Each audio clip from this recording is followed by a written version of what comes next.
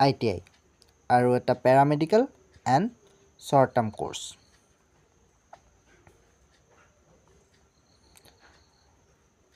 ঠিক আছে, চ' এতিয়া আমি এটা এটাকৈ ভালদৰে আলোচনা কৰি লওঁ যে কি হ'ব পাৰে, কোনটোত কি আমি পাম।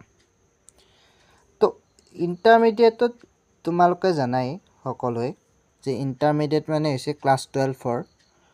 ক্লাছ 12ত আমি কি পঢ়িম, আমি তিনিটা কি থাকে, ছায়েন্স, কমাৰ্চ এণ্ড আৰ্টছ। আমি ক্লাছ 12ত এই তিনিটাৰ বিষয়ে পঢ়িব পাৰোঁ, science, commerce and arts. Next আমি কি ল'ব পাৰোঁ যে ছায়েন্সতো কি থাকে, মেথমেটিক্স, ফিজিক্স, কেমেষ্ট্ৰি, বায়'লজি এইবোৰ থাকে।